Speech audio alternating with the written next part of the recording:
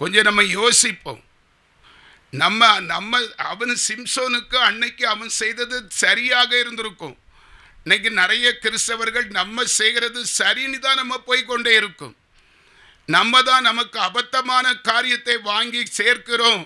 வியாதி, பிரச்சனை, போராட்டம் எல்லாம் நம்மளால் தான் வருகிறது என்கிற உண்மையை நம்ம உணராது இருக்கிறது தான் அபத்தம். அதைத்தான் இன்னைக்கு ஆண்டவர் சொல்ல செய்கிறார். அல்லேலூயா. பேச வைக்கிறார். தானாய் சிறுமை வரும், கர்த்தர் இருப்பார். இப்படி வலிய தேடி சிறுமையை கேட்டு வாங்குகிறவர்களை குறித்து கர்த்தர் என்ன செய்ய முடியும்? நிறைய பேர் விடுதலை ஆகாமல் இருப்பதற்கு இதுதான் சான்றுவாக இருக்கும் என்று கர்த்தருக்குள் விசுவாசிக்கிறேன். ஏன் தெரியுமா? எபிரேயருக்கு எழுதின நிருபம் 6வது அதிகாரம் 4, 5, 6 எடுத்தவங்க வாசிக்க முடியுமா? ஏனெனில் ஒரு தடவை பிரகாசிக்கப்பட்டும் பரமை இவை ருசி பார்த்தும் பரிசுத்த ஆவியை பெற்றும் மறுதலித்து போனவர்கள் தேவனுடைய நல்வார்த்தை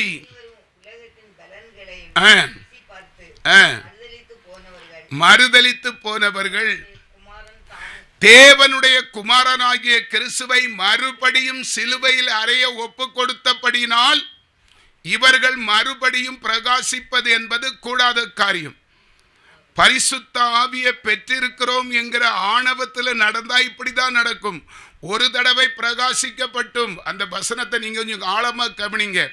பரிசுத்த ஆவியை பெற்றும் பரமை இவை பெற்றும் ஆண்டவருடைய பாவம் செய்கிறவன் இயேசுவை சிலுவையில் அறைகிறான். அருமையான தேவ பிள்ளையே, நீ செய்கிற ஒவ்வொரு பாவமும் ஆண்டவராகிய இயேசு கிறிஸ்துவை மறுபடியும் நீ சிலுவையில் அறைகிறாய். நமக்கு அது ஒரு ஈஸியாக இருக்கிறது. பாவம்னா சும்மா மலிஞ்சி தான் நம்ம செய்கிறோம்.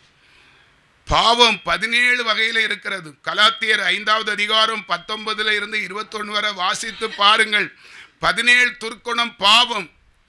அந்த 17 பாவத்தில் ஒரு பாவம் இருந்தாலும் பாவம் தான். ஒரு சொம்பு பாலில் ஒரு துளி விஷம். நீ அதை குடிப்பியா? அது விஷங்க. பரிசுத்தம்னா அப்படிதான் இருக்கணும், தெளிவாக இருக்கணும், தெளிவாக இருக்கணும். நீ ஆண்டவரை அறியாத காலத்தில் எப்படியும் இருந்துட்டு போ, அது கணக்கு கிடையாது. ஆண்டவருடைய பரிசுத்த ஆவியை பெற்றும் பரமையை ருசி பார்த்தும் மறுதலித்து போனவர்கள் நீ பாவம் இயேசுவை சிலுவையில் அறைகிறபடியினால் மறுபடியும் சிம்சோனுக்கு அதே நிலைதான். பரிசுத்த ஆவியை பெற்றவன், வெறும் கையில் ஒரு சிங்கத்தை நொறுக்கி போட்டவன், ஒரு எலும்பு துண்டை எடுத்து 1000 பேரை கொலை செய்தவன், கடைசி கண்ணு பிடுங்கப்பட்டு குருடனாக்கி மாவரைச்சா இட்லி தோசை சுடு. அல்லேலூயா. கிறிஸ்தவர்கள் எச்சரிக்கையாக இருக்கும்படி 3வதாக சுருக்கமாக சொல்லி முடிச்சு உங்களுக்காக செபிக்கிறேன். 3வது, சிறுமைப்பட்டவர்களை ஆசீர்வதிக்கிற தேவன் என்கிற தலைப்பிலே யாத்ராகமம் புஸ்தகம் 3வது அதிகாரம் 17வது வசனம். நான் உங்களை எகிப்தில் சிறுமையிலிருந்து நீக்கி பாலும் தேனும் ஓடுகிற தேசமாகிய கானானியர், ஏத்தியர், எமோரியர், பெரிசியர், ஏவியர், எபேசியருடைய தேசத்துக்கு கொண்டு போவேன் என்று. எனக்கு அன்பானவர்களே, ஒருவேளை உங்களுக்கு வீடு வாசல் இல்லாத நிறைய பேர் இருக்கலாம். சொந்த ஒரு பூமி இல்லாமல், பிள்ளைகளுக்கு ஒரு நல்லது செய்ய முடியாமல் திராணியற்றவர்களாய் பலனற்றவர்களாய் நிலை குலைந்து இருக்கலாம். நிச்சயமாய் கர்த்தர் ஆசீர்வதிப்பார். பிரியமானவர்களே, நம்ம அந்த ஆசீர்வாதம், சிறுமைப்பட்டவர்களை ஆசீர்வதிக்கிற தேவன். பாயிண்ட் சிறுமைப்பட்டவர்கள். 2வது பாயிண்ட் சிறுமையை தன்னாலே ஏற்றுக்கொண்டு தாழ்த்தப்பட்டவர்கள். 3வது சிறுமைப்பட்டவர்களை ஆசீர்வதிக்கிற தேவன். இல்லாதவைகளை இருக்கிறவைகளைப் போல செய்கிற தேவன். எனக்கு நான் சுருக்கமாக சொல்கிறேன், ரவுடித்தனம் பண்ணி ஊர்வம்பெல்லாம் வளர்த்து எங்கள் அம்மா வச்ச சொத்துக்கெல்லாம் கொஞ்சம் இருந்ததெல்லாம் விற்று நாசமாக்கி 2 பிள்ளைகள் வயசுக்கு வந்த பிறகும் ஒரு பைசா கையில் இல்லாமல் வாழ்ந்த முட்டாள் நான். அல்லேலூயா. ஆண்டவர் அறிந்தார், ஆண்டவரை அறிந்தேன், ஆண்டவரை இரட்சகராக ஏற்றுக்கொண்டேன், ஓடி ஊழியம் செய்தேன். கர்த்தர் நன்றாக 2 பிள்ளைகள், சுருக்கமாக சொல்கிறேன், 2 பிள்ளைகளுக்கும் திருமணம் நடந்திருக்கிறது. ஒரு பைசா செலவில்லை. யார் நடத்தினார்? கர்த்தர் தேவைகளை சந்திப்பார். ஒருவன் எனக்கு ஊழியம் செய்தால் பிதாவானவர் கனப்படும். ஒரு டாக்டர் சம்பந்தம் 100 பவுன் உருப்படி, 10 லட்சம் ரூபாய் கையில், ஒரு இனாவா கார். இது அப்படியே மனப்பாடம். ஆமாம், 100 பவுன் உருப்படி, 10 லட்சம் ரூபா, ஒரு இனாவா கார். ஏன்ட இங்கே 10,000 ரூபா கூட இல்லை. அப்படி பார்த்தா எப்படிங்க நடந்து இன்னைக்கு நீ மூச்சு முட்டி போய் நிற்கிறா? பிள்ளைக்கு திருமணம் பண்ணியாச்சு, பைசா பார்க்கணுமே. கவலைப்படாதீங்க, கர்த்தர் நடத்துவார். அல்லேலூயா. மூத்த மகளுக்கு எப்படியோ நடத்தினார். 2ஆம் மகளுக்கு செல்விக்கு நல்ல சம்பந்தம் வந்திருக்கு. ஒரு அழகான தேவ மனுஷர் கொண்டு வந்தார். ஆனால் டவுரி கொடுக்கணும், கையில் கொஞ்சம் ரூபாயை கொடுக்கணும். வேண்டான்னு சொன்னேன். ஆண்டவர் பரலோக தேவன் நம்ம மேலே கருசனை உள்ள தேவன். நீ கொஞ்சத்தில் உண்மையாக இருந்தால் உன்னை அநேகத்தில் அதிகாரியாக வைப்பது. நம்ம இந்த சின்ன ஊழியத்தை ஆண்டவருக்கு சாட்சியாக, நான் இப்படியெல்லாம் பிரசங்கம் பண்ண மாட்டேன், சாட்சியை தான் சொல்லி வேத வசனத்தோடு முடிப்பேன். நம்ம சபைனால பிரசங்கம் பண்ணுறேன். இப்படி ஆண்டவரை கனப்படுத்தினதுனால அந்த ஒரு தயவுக்காக பாவிலும் பிரதான பாவியாக இருந்த என்னை அவருக்கு சொந்தம் சனமாக்கி பரிசுத்தமாக்கி தகுதிப்படுத்தி வியாதிகளெல்லாம் மாற்றி பலத்தின் மேல் பிளந்தந்து பிள்ளைகளையும் ஆசீர்வதித்து இன்னைக்கு 2 பிள்ளைகளை கட்டி கொடுக்கணும்னா எவ்வளோ கடங்க இருக்கும்? கொஞ்சம் யோசனை பண்ணி பாருங்கள். வீட்டை கட்டிப்பார், கல்யாணத்தை பண்ணிப்பார். அல்லேலூயா. எப்படி உண்மையிலே ஒரு பைசா இல்லை. இப்போ அந்த உருப்படிக்கு மட்டும் ஒரு 60,000 ரூபாய் இருக்கும். என்னமக்கா 60,000 ரூபாய் இருக்குது. அல்லேலூயா. எப்படி ஆச்சரியமாய் அன்பான தேவ பிள்ளை, இஸ்ரவேலை 35 லட்சம், சுமார் 35 லட்சம் இஸ்ரவேலை 40 வருஷம் வனாந்தரத்திலே நடத்தினாலும் அவர்களுக்கு தேவையான உணவை பஞ்சமில்லாமல் வானத்தை திறந்து மன்னாவை கொடுத்தார், காடாவை கொடுத்தார், இறைச்சியை கொடுத்தார், கண்மலையை பிளந்து தண்ணீரை கொடுத்தார், ஆடைகள் செருப்புகள் தேயாதபடி 40 வருஷம் போதித்த தேவன் நம்மை காப்பது அவருக்கு லேசான காரியங்க.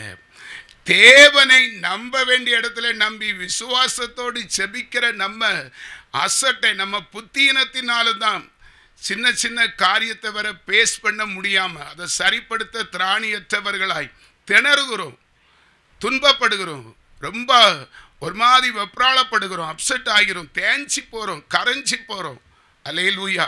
கர்த்தர் பார்த்து கொள்வார். அல்லேலூயா. என்ன என் நம்பிக்கையை விட என் மறைவுடைய நம்பிக்கை அதாசாதாரணமானது. சொல்லிக்கொண்டே போகலாம். அல்லேலூயா. நானும் ஒரு பையனை பறிகொடுத்து கொஞ்சம் பயம் எனக்குள்ளே இருந்தாலும் அல்லேலூயா சொல்றேன். எனக்கு ஒரே ஒரு அட்டாக் 2016, அதில் அம்மனை நான் சாட்சி சொல்லியிருக்கிறேன் இல்லையா? நேரத்தை போக்க நான் விரும்பலை. அருமையான என்னுடைய மகள் 2020 கொரோனா பீரியடு கொத்து கொத்தா ஜனங்கள் செத்து கொண்டு இருக்கிறார்கள். நாங்கள் யார் இடத்துல எங்கே போய் கேட்டோம், எல்லாரும் சொன்னாங்க, உங்களுக்கு அறிவே இல்லையா, ஒரு பையன் செத்த பிறகும் அந்த பிள்ளைய கூட்டிகிட்டு வந்துடுங்க. ரொம்ப எனக்கு கலெக்டருக்கு பிஏ, நேரடி பிஏ, ரொம்ப டியர் ஃப்ரெண்டு. அவர் சொன்னார், பிரதர் பாஸ் நான் வாங்கி தரேன், பிள்ளைய கொண்டு வந்துடுங்க. பயந்துட்டோமா? கர்த்தர்ட்ட ஒப்பு கொடுத்து செபித்தங்க. நம்பிக்கை, தேவன் மேலே வைத்திருக்கிற நம்பிக்கை. ஆண்டவரே நீர் பதில் தாரு, நாங்கள் என்ன செய்யணும்? கலெக்டரை நம்பலை, மனுஷனை நம்பலை, சூழ்நிலையை பார்க்கல. தேவனிடத்தில் 2 வரும் முழங்கால் நின்னோம். கர்த்தர் பேசினார், சாக கொடுப்பதற்காக உன் பிள்ளைகளை நான் ரட்சிக்கவில்லை. எவ்வளவு பெரிய வார்த்தை, தரிசனம். உங்களை சாக கொடுப்பதற்காக என் ஜீவனை நான் கொடுக்கவில்லை, உங்களை முதிர் வயது வரை தாங்குவேன்னு சொல்லியிருக்கிறார். முதிர் வயது உன் வீட்டில் ஒருவனும் பலகீனமான இல்லைன்னு சொல்லப்படி நான் தாங்குவோம். தேவைகளை சந்திப்பை, ஒரு குறை இருக்காமல் தேவைகள் சந்திப்பு நடக்கும். பாருங்கள், டெய்லி எவ்வளவோ செலவினங்க இருக்குது.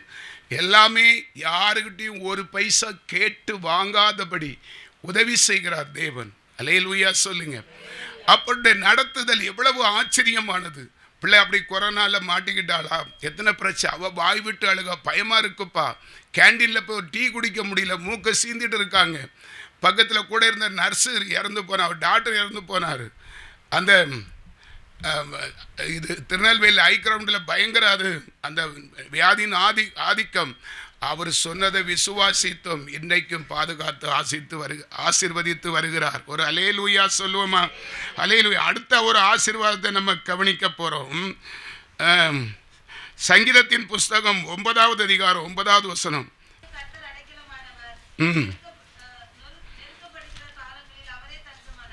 அல்லேலூயா. அந்த 12வது வசனம்,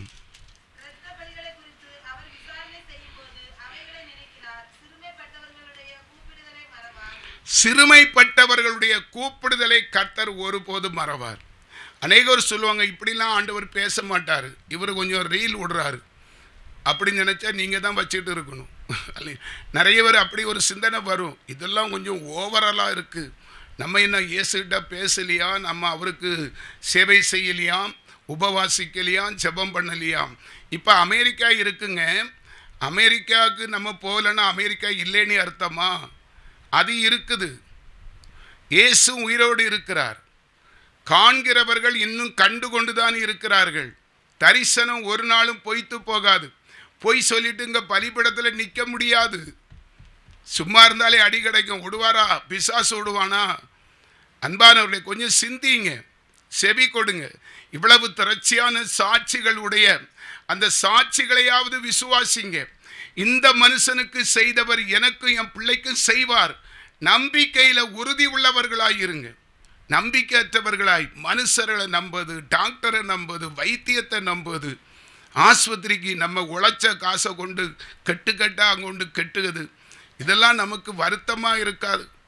ஒரு 200 ரூபா நம்ம கையிலேருந்து போகுன்னா அது எவ்வளவு வருத்தம், உழைச்ச காசு அல்லவா? அல்லேலூயா. ஆண்டவர்கிட்ட அது அழுது பாரு. 100 ரூபா கொடுத்தாலும் நீ கதறணும், ஆண்டவரே என் பைசா அது ஒரு ஏழைக்கு கொடு, ஒரு தரித்திரனுக்கு கொடு, ஒருத்தன் சுகவாழ்வுக்கு கொடு. அல்லேலூயா சொல்லுங்க. அந்த 9வது வசனத்தை ஒருக்கா கூட நான் வாசிக்கிறேன். சிறுமைப்பட்டவனுக்கு கர்த்தர் அடைக்கலமானவர், அவர் அடைக்கல பட்டணமாக இருக்கார். உனக்கு எது வேணாலும் செய்வார். என்ன கேட்டாலும், எது கேட்டாலும் மறக்காதபடி அவர் செய்கிற தேவன். அது சிறுமைப்பட்டவர்களை ஆசீர்வதிக்கிற தேவன். 1 நாளாகமம் 17வது அதிகாரம் 9வது வசனம், நான் என் ஜனமாகிய இஸ்ரவேலுக்கு ஒரு இடத்தையும் ஏற்படுத்தி அவர்கள் தங்கள் ஸ்தானத்திலே குடியிருக்கவும் இனி அவர்கள் அலையாமலும் முன்போலும் நான் என் ஜனமாகிய இஸ்ரவேலின் மேல் நியாயாதிபதிகளை கட்டளையிட்ட நாள் முதல் நடந்தது போலவும் நியாயக்கட்டின் மக்களால் இனி சிறுமைப்படாமலும் இருக்கவும் அவர்களை நாட்டினேன். ஆண்டவர் சொல்லுகிறார், இனி நம்ம வாழ்க்கையில சிறுமை வராதான். நம்புகிறவர்களுக்கு, கர்த்தரை விசுவாசிக்கிறவர்களுக்கு, தேடுகிறவர்களுக்கு, சமூகத்திலே காத்திருக்கிறவர்களுக்கு நிச்சயமா அது நடக்கும். பிரியமானவர்களே, ஏசாயா கடைசியாக 4 வார்த்தை சொல்லி ஜெபத்தை முடிப்போமாம். ஏசாயா தீர்க்கதரிசி புஸ்தகம் 41வது அதிகாரம் 17வது வசனம். ஏசாயா சிறுமையும் எளிமையுமானவர்கள் தண்ணீரை தேடி அது கிடையாமல் அவர்கள் நாவு தாகத்தால் வருளும் போது கர்த்தராகிய நான் அவர்களுக்கு செவி கொடுத்து இஸ்ரவேலின் தேவனாகிய நான் அவர்களை கைவிடாதிருப்பேன். அல்லேலூயா. யாரை குறித்து சொல்லுகிறார்? சிறுமையும் எளிமையுமானவர்கள் தண்ணீரை தேடி. பணம் இருக்காதுங்க. ஒரு 1000 ரூபா நோட், 500 ரூபா நோட்டை மாற்றினாலே ஒரு பைசா ஒரு பொருள் சரியாக வாங்க முடியாத சூழ்நிலை. மாதம் ஒரு பெரிய அமௌண்ட்டு எங்களுக்கு அந்த பென்ஷன் பைசா வருது. இதை வச்சு தான் சில பேர் எங்களுக்கு கனப்படுத்துகிறாங்க. இதை வச்சு தான் ஓடுது. அப்போ இல்லாத ஒரு பைசா வருமானமே இல்லாதவங்க சிரமப்படுகிறவர்களை பார்த்து கர்த்தர் சொல்லுகிற வார்த்தை, சிறுமையும் எளிமையுமானவர்கள் தண்ணீரை தேடி அது கிடையாமல் அவர்கள் நாவு தாகத்தால் வருளும் போது கர்த்தராகிய நான் அவர்களுக்கு செவி கொடுத்து இஸ்ரவேலின் தேவனாகிய நான் அவர்களை கைவிடாதிருப்பேன். ஒருவேளை பிரியமானவர்களே, பிள்ளை இருக்குது, வயசுக்கு வந்த பிள்ளை இருக்குது, நம்ம சரீரம் பலன் இத்து போய் இருக்குது, நாளை நினைத்து ஒரு நிச்சயம் கிடையாது, என்னால் இனி நம்மளால் போராடி சேவித்து மிச்சம் எடுத்து பிள்ளைகளை நடத்தது கூடாத காரியம். இப்படியெல்லாம் நம்ம மனசில் சிந்தனை ஓடும். ஏன்னா இப்போ பிள்ளைகள் வளர்த்தி அப்படி தான் இருக்குது. அதை அந்த காலத்தில் செய்யணும். இனி படிப்பு செலவு, திருமண காரியம் எதுவாக இருந்தாலும் தாகத்தோடு அல்லேலூயா எதிர்பார்க்கிற காரியம் எங்களுக்கு செய்த ஆண்டவர். நான் செல்வி காரியத்தை சொல்ல மறந்துட்டேன் இல்லையா? அது மட்டும்தான். அது நிச்சயமாக நீங்கள் கேட்கணும். ஒரு விசை கூட உண்மையிலே எவனுமே செய்ய துணிய மாட்டான். மகளுக்கு எப்படியோ அட்ஜஸ்ட் பண்ணி திருமணத்தை நடத்திட்டேன். 2வது மகளுக்கு பின்ன எனக்கு அந்த ரிட்டையர்டு பணம் வரணும், அது மட்டும்தான் உத்தரவாதம். அந்த நாட்களில் 2015 முடியது வரைக்கும் போக்குவரத்து தொழிலாளிக்கு எந்தவித அந்த ரிட்டையர்மெண்ட் பணம் யாருக்கும் கொடுக்கல. இந்த நிலையில தான் விசுவாசத்தின் அடிப்படையில் என் மகளுடைய திருமணத்தை நான் ஒழுங்குபடுத்தினேன். எனக்கு அசைக்க முடியாத ஒரு நம்பிக்கை இருந்தது, கர்த்தர் என்னை வெட்கப்படுத்த மாட்டார். எத்தனையோ காரியங்களில் வெட்கப்படுத்தலை, ஆனால் இந்த சம்பந்தத்தை எனக்கு விட மனசு இல்லை.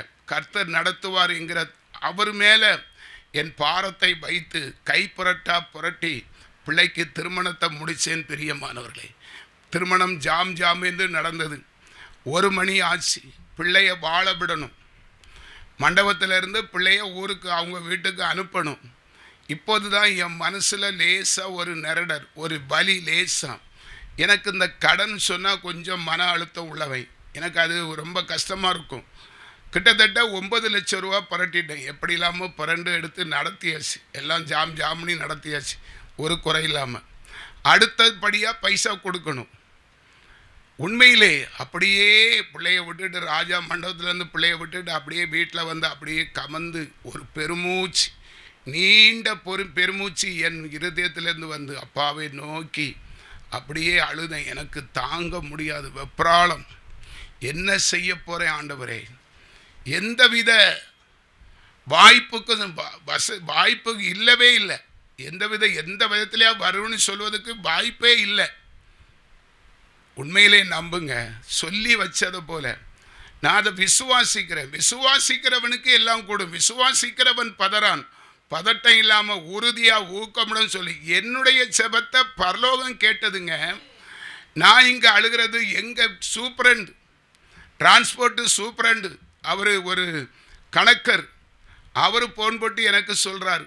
அழுது முடித்து கண்ணீரை தொடச்சிக்கிட்டு என்ன செய்யலான்னு அப்பாட்ட கேட்டுட்டு இருக்கும்போதே போன் வருது. நம்புங்க, என் உடம்பெல்லாம் சிலிர்க்குது. எப்படி இத்தனை நிமிஷத்தில் பரலோகம் நமக்காக கதவு திறக்கும். நீ இருக்கிற இடத்துல அழுது ஆண்டவர் மேலே பாரத்தை வச்சு உங்களை நம்பிதாப்பா எல்லாம் செய்தேன். இப்போ அவ்வளவருக்கும் கொடுக்கணும். கைமாத்தா வாங்கியிருக்கேன் 9 லட்சம் ரூபா. ஆனால் எனக்கு அந்த பென்ஷன் ரூபா வந்துட்டுனா சரியாக இருக்கும். சொல்லி முடியலைங்க. அவர் சூப்பரண்டு போன் போட்டு, பிரதர் நாராயண வடிவு தானே பேசுகிறீங்க, நீங்கள் டிப்போ வர வந்துட்டு போவீங்களா, ஒரு ஸ்டாம்பு வாங்கிட்டு வாங்கன்னு சொன்னார். 6 லட்சம் ரூபா உங்கள் பேருக்கு சேங்ஷன் ஆகிருக்கு. ஒரு அல்லேலூயா சொல்லுங்கள். எப்படிங்க? இல்லாதவைகளை இருக்கிறவைகளை போல செய்கிற தேவன், தாகம் உள்ளவர்களுக்கு தண்ணீர் கொடுக்கிற தேவன், தேவைகளை சந்திக்கிற தேவன்.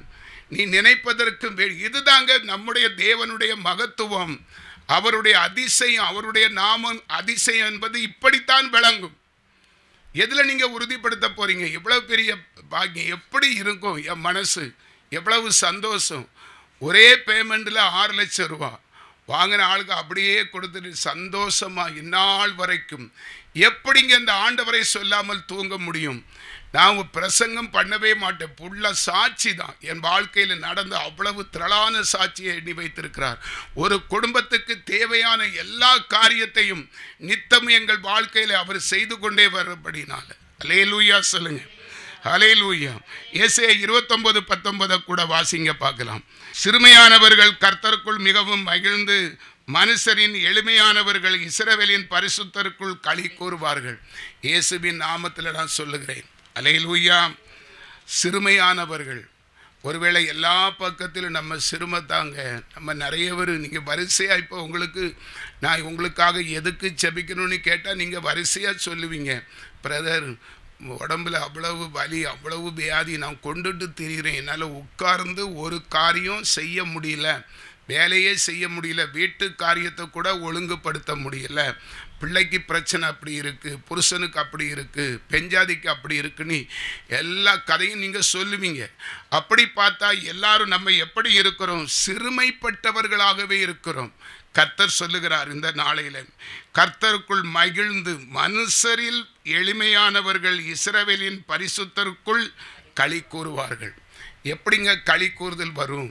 என்ன போல 3 மணிக்கு பிள்ளைய விட்டுக்கிட்டு அழுதுட்டு இருக்கும்போது போன் வந்து களி கூர்ந்தது போல அதிசயம் உங்கள் வாழ்க்கையிலே நடக்கும், உங்கள் சரீரத்தில் நடக்கும்.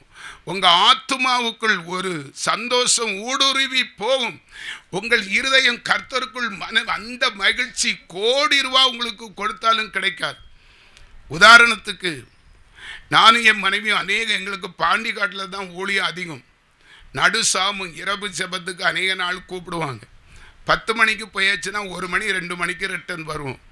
அந்த ஜெபத்தை முடிச்சுக்கிட்டு அவர் தொண்டைக்கிளிய பேசி எல்லாருக்கும் ஜெபம் பண்ணி ஒரு டீயும் குடிச்சுக்கிட்டு அந்த இரவு வரும்போது இருக்கிற சந்தோஷம் எப்படி இருக்கும் தெரியுமா? கர்த்தருக்குள், இரட்சகருக்குள், பரிசுத்த ஆவிக்குள் அவர் பேச நாங்கள் கேட்க அந்த பிரயாணம் எல்லாம் களைப்பே இருக்காது. சில இடங்களில் ஒரு குறிப்பிட்ட சபையை சொல்கிறேன், டீ வர கிடைக்காது. 10 மணிக்கே போயிருப்போம். இங்கேருந்து மூலக்கற்பட்டி நாங்குநேரி பக்கம் ஒரு டீ வர இருக்காது. அங்கே அப்படி எதிர்பார்க்க மாட்டாங்க. கொண்டு போன சுடுதண்ணியை குடிச்சுக்கிட்டு அப்படியே ஒரு 3-3:30 மணிக்கு அப்படி அவர் ஒரு பாட்டை பாடி பாஸ்டர் கையில் கொடுத்துருவார். அவ்வளவு பாட்டு பாடி அவ்வளவு ஒர்ஷிப் பண்ணி அவ்வளவருக்கும் விண்ணப்ப ஜெபம் ஏறெடுத்து செய்தி கொடுத்து அவ்வளவருக்கும் ஜெபம் பண்ணி முடிக்கும்போது ராத்திரி 2 மணிக்கு ஒரு களைப்பு இருக்காது. அதுதாங்க அன்பு, கிறிஸ்துவுக்குள் அன்பு. நம்ம வாசித்த பகுதி சிறுமையானவர்கள் கர்த்தருக்குள் மிகவும் மகிழ்ந்து மனுஷரில் எளிமையானவர்கள் இஸ்ரவேலின் பரிசுத்தருக்குள் களி கூறுவார்கள். செப்பனியா தீர்க்கதரிசி புஸ்தகம் அதனுடைய 3வது அதிகாரம் 12வது வசனத்தை நான் வாசிக்கிறேன், கொஞ்சம் கவனிங்க. 12வது வசனம், உன் நடுவில் சிறுமையும் எளிமையுமான ஜனத்தை மீதியாக வைப்பேன், அவர்கள் கர்த்தருடைய நாமத்தின் மேல் நம்பிக்கையாய் இருப்பார்கள். இன்னைக்கு இந்த ஆராதனையிலே பங்கெடுக்க வந்திருக்கிற தேவ பிள்ளையை, இன்னைக்கு உன் குடும்பத்தில் இருக்கிற பிள்ளைகள் உங்களையும் சேர்த்து உங்கள் நடுவில் சிறுமையும் எளிமையுமான ஜனத்தை மீதியாக வைப்பேன், அவர்கள் கர்த்தருடைய நாமத்தின் மேல் நம்பிக்கையாயிருப்பார்கள். இந்த வார்த்தையை கேட்ட உங்கள் இருதயத்துக்குள்ள ஒரு விசுவாசம் துளிர் விடுகிறது. என் மனசில் ஆண்டவர் அதை ஒரு விசுவாச நம்பிக்கை, ஒரு உறுதியான நம்பிக்கை. இனி என் வாழ்க்கையில் நான் கவலைப்பட வேண்டிய அவசியம் இருக்காது. இதுநாள் வரைக்கும், நேற்று வரைக்கும் நம்பிக்கையற்றவர்களாய் எவ்வளவோ முயற்சி பண்ணி பார்த்தோம், இதுவரைக்கும் நடக்காதது இனிமையா நடக்க போகுது அப்படின்னு கூட உங்க மனசுல ஒரு மூலையில ஒரு ஐயப்பாடு இருந்திருக்கலாம். ஆனால் இயேசுவின் நாமத்தில் சொல்லுகிறேன், கர்த்தருடைய வார்த்தை நம்மளை செயல்படுத்தும். அல்லேலூயா. மனுஷன் அப்பத்தினால் மாத்திரமல்ல, கர்த்தருடைய வாயிலிருந்து புறப்படுகிற வார்த்தையினாலே அவன் பிழைப்பான். அல்லேலூயா. உன் நடுவில் சிறுமையும் எளிமையுமான ஜனத்தை மீதியாக வைப்பேன், அவர்கள் கர்த்தருடைய நாமத்தின் மேல் நம்பிக்கை, அசைக்க முடியாத நம்பிக்கை. கர்த்தர் எனக்கும் செய்வார், என் பிள்ளைகளுக்கு கூட செய்வார். இனி நாங்கள் வெட்கப்பட்டு போவதில்லை. அந்த நிச்சயத்தை உடைந்த உள்ளத்தோடு, அல்லேலூயா, எந்தவித ஒரு சொல்யூஷனும் இல்லாமல், எந்தவித ஒரு நம்பிக்கையற்ற சூழ்நிலையில் ஏதோ போகிறோம், அங்கேயாவது போய் பார்ப்போன்னு சொல்லி ஒரு யதார்த்தமாக கூட நீங்கள் வந்திருக்கலாம். ஆனால் நீங்கள் போகும்போது உங்கள் வாழ்க்கையில் உங்கள் இருதயத்தில் இருக்கிற உறுதிப்பாடு நிச்சயமாக அது உங்கள் வாழ்வை உயர்த்த போகுது. இயேசுவின் நாமத்தில் நான் சொல்லுகிறேன், அதிசயங்களை செய்வது ஆண்டவருக்கு அநாதி பிரியம். அதுதாங்க எங்கள் வாழ்க்கையில் ஒவ்வொரு காரியம் அதிசயம். அல்லேலூயா. அதே அதிசயம். அல்லேலூயா. போச்சிங்க, மூச்சு போச்சு. டாக்டர் சொல்லிட்டாரு ஹெவி அட்டாக்கு. இந்துஜாவா வந்துருமா, உங்கள் அப்பாவுக்கு ரொம்ப சீரியஸு ஹெவி அட்டாக். டாக்டர் சொல்கிறார், இங்கே மூச்சு முட்டியாச்சு. கடைசி மரண வாக்கு மூலம் சொல்கிறேன், செல்விக்கு திருமணம் ஒழுங்குபடுத்தியிருக்கு, மண்டபம் அட்வான்ஸ் கொடுக்கல. இந்த நிலையில் ஐயாவுக்கு அட்டாக். என் மனைவி என் தலைக்கு மாட்டில் நிற்கிறா. அப்போ நான் சொல்கிறேன், மக்கா நான் சாக போகிறது உறுதி, நான் நிச்சயம் செத்து போவேன். மனுஷனாக பிறந்தால் எல்லாருக்கும் சாவு உண்டு. நீ நாளைக்கு அழுது கலாட்டா பண்ணி இல்லை சாட்சியும் கெடுத்துறாத, சந்தோஷமாக அடக்கம் பண்ணு, கர்த்தர் பிள்ளை திருமணத்தை நடத்துவார். என் மனைவி அதுக்கு என்ன சொல்லியிருப்பா, சில மனைவி, ஐயோ ஏன் அப்படிலாம் பேசுறீங்க, நீங்கள் எப்படி சொன்னால் நாங்கள் எங்கே போவோம், ஐயோ அம்மானா அங்கே இருக்க மூச்சுன்னு டப்புன்னு நின்றோம். அதே தொண்டைக்குழியில் வந்து நிற்கிது. அல்லேலூயா. இப்போ போட்டால் புறவு போட்டா நீ கடைசி ஸ்டேஜ். இவ சொன்னா சும்மா இருங்க, உங்களுக்கு ஒன்றும் ஆகாது. எப்படிங்க வரும்? அது விசுவாசத்தின் உச்சம். கர்த்தராகிய இயேசு கிறிஸ்துவின் விலையேறப்பெற்ற நாமத்தில் வைத்திருக்கிற விசுவாசத்தின் உச்சம். ஒரு தாய், பெண்கள் என்பது பலகீனமான பாண்டம். வேற எந்த ஒரு நம்பிக்கையும் கிடையாது. இப்போ இருக்கிற சூழ்நிலை, ஆண்டவருக்கு பிறகு என்ன விட்டா அவ சொல்றா, தைரியமா இருங்க, ஆண்டவரே சொல்லிட்டார். ஆனால் வாரந்தோறும் ஞாயிற்றுக்கிழமை பைய எடுத்துட்டு போய் 1 கிலோ ஆட்டுக்கறி, எலும்பில்லாத ஆட்டுக்கறியை வாங்கிட்டு வருவீங்களா, இனி அதெல்லாம் கொஞ்சம் குறைங்க. அது மட்டும் சொன்ன. சாயந்தரம் ஆனால் மிக்சரு, சீவல், பக்கோடா காரமாக இருந்தால் தான் ஐயாவுக்கு பிடிக்கும். அதெல்லாம் வச்சு நறுக்கு பொறுக்குன்னு திங்கிறத கொஞ்சம் குறைங்க, அவ்வளவுதான். அல்லேலூயா. கூலா கேஷுவலாக சொல்கிறா. அங்கே டாக்டர் 2 பேரும், ஜெய்செல்லாம் 2 பேரும் கையை வச்சுக்கிட்டு, ஐயோ இவர் பிழைக்க மாட்டாரே, உயிர் போக போகுதே, இப்போ உயிர் பேருமே. அங்கே 72 பாயிண்ட் இருதய துடிப்பு, 49, 48, 47 குறைஞ்சிக்கிட்டே வருது. ஐயாவுக்கு மூச்சு முட்டியாச்சு. அல்லேலூயா. அம்மையார் கூலாக சொல்கிறாங்க. அந்த ஆளுக்கு, ஒரு டாக்டருக்கு பொறுக்க முடியாமல், டாக்டர் ஜெய்சிலும் ஒன்றும் சொல்லலை, அவர் கூட உள்ள மனுஷர் சொல்கிறாரு, ஏம்மா நீங்கள் என்ன சாதிமா, அவர் சாக போகிறாரு, நாங்கள் கவலைப்பிடிச்சிருக்கோம், ஆட்டிறைச்சி வச்சு தரமாட்டேன், மிச்சர் வாங்கி தரமாட்டேன். அதனால் அவர்கிட்ட ஒன்றும் சொல்லலை. ஏங்க நீங்கள் பயப்படுறீங்களோ, சும்மா இருங்க, ஆண்டவரே சொல்லிட்டார். இந்த வார்த்தை, இந்த ஸ்டேட்மெண்ட் அவ வாயிலிருந்து புறப்பட்ட உடனே பிசாசு செத்தே போனான். அல்லேலூயா. உயிரை வாங்கிறதுக்கு தலைக்கு மாட்டில் நின்ன பிசாசு ஓடியே ஓடி போயிட்டா. எப்பா விசுவாசத்தில் இவ்வளவு உறுதியாக இருக்குன்னு.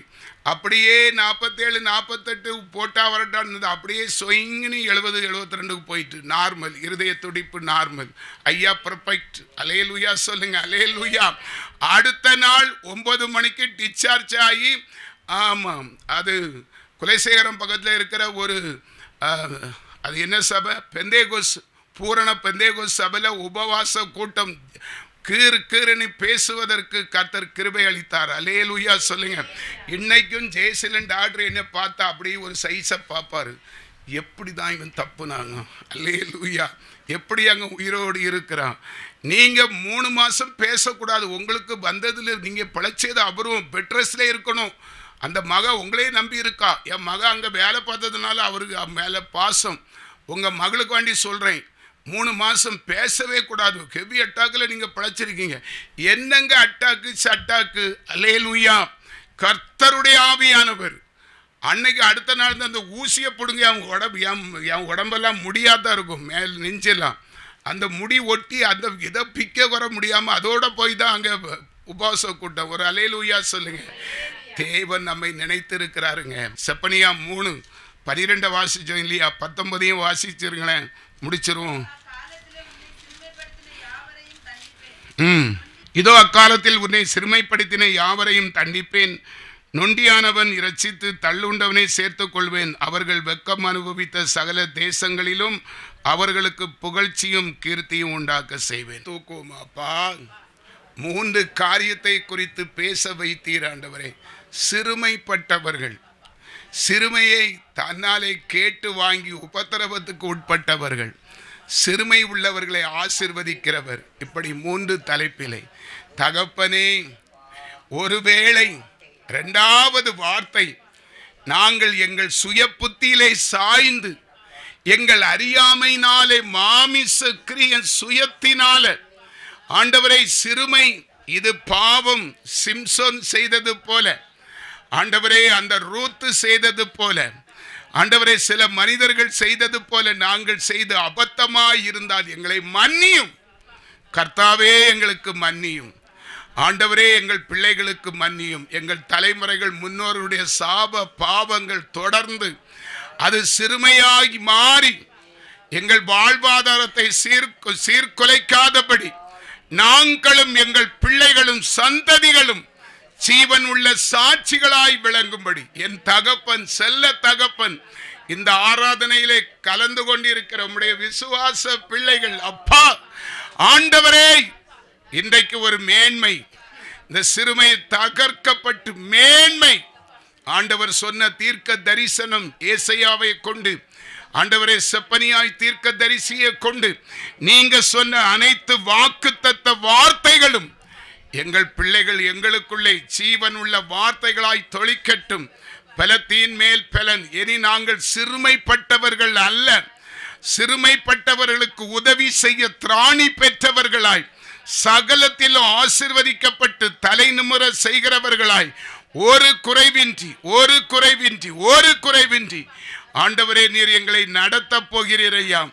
இனி நாங்கள் அநேகவருக்கு உதவி செய்ய திராணி உள்ளவர்களாய், சாட்சி உடையவர்களாய், முதிர் வயதிலும் 100 வயது சென்றாலும் காலேப்புக்குள்ள வயதை நாங்கள் பெற்றுக்கொண்டு நாங்களும் எங்கள் பிள்ளைகளும் பிழைத்திருந்து சந்ததி தலைமுறையாய் தலைமுறை தலைமுறையாய் உம்முடைய வருகை மட்டும் அடியிலே வேர்பற்றி நுனிலே துளிர்விட்டு பூத்து காய்த்து கனி கொடுத்து ஆண்டவருக்கு ஜீவனுள்ள தேவனுக்கு ஆவிக்குரிய ஜீவிதத்திலும் பூலோக ஆசீர்வாதத்திலும் இரட்டிப்பான நன்மையை பெற்று உயிர் ஓட்டமுள்ள சாட்சிகளாய், அற்புத அதிசயமான சாட்சிகளாய் நாங்கள் எங்கள் சந்ததிகளை பிழைத்திருந்து உமக்கு சாட்சி பகர, ஆண்டவர் சொன்னது போல நானே உங்கள் தேவனாய் இருப்பேன், நீங்கள் எனக்கு ஜனமாய் இருப்பீர்கள். இந்த வாக்கு நமக்குள்ளே ஒரு புதிய உடன்படிக்கையின் உத்தரவாதமாக நீர் ஆசீர்வாதத்தை அள்ளி கொடுத்திருக்கிறீரப்பா, உமக்கு நன்றி. நீர் செய்ய நினைத்தது தடைப்படாது. இந்த இயேசு தந்த புது வாழ்வு ஊழியத்திலே பங்கெடுத்து வந்திருக்கிற பாரத்தோடு, நம்பிக்கையோடு, விசுவாசத்தோடு, உறுதியான உள்ளத்தோடு எங்களுக்கு இன்னைக்கு ஒரு அற்புதம் ஆண்டவர் செய்வார் என்கிற நிச்சயத்தோடு வந்திருக்கிற உம்முடைய பிள்ளைகளை அவ்வண்ணமாய் நீர் கனப்படுத்தி ஆசீர்வதித்து, ஆண்டவரை வாலாக்காமல் தலையாக்கி, கீழாகாமல் மேலாக்கி, சகலத்திலும் சகலத்திலும் சகலத்திலும் சகலத்திலும் ஆண்டவரை புகழ்ச்சியும் கீர்த்தியுமாக வைத்து, இவர்கள் ஆராதிக்கிற தேவன் ஜீவன் உள்ள தேவன், எங்களை எங்கள் சம்பத்துகளையும் தலைமுறைகளையும் காண்கிறவர்கள் ஆச்சரியப்பட அளவு எங்கள் வாழ்வாதாரத்தை மேன்மைப்படுத்தி விட்டதற்காக உமக்கு நன்றி. உம்முடைய நாமம் மட்டும் மகிமைப்படட்டும். கரத்திலே தருகிறோம், தாழ்த்துகிறோம். இயேசு கிறிஸ்துவின் ஈடு இணையற்ற என்ப நாமத்தில் தாழ்மையின் ஜெபம் கேளும் எங்கள் ஜீவன் உள்ள நல்ல பிதாவே.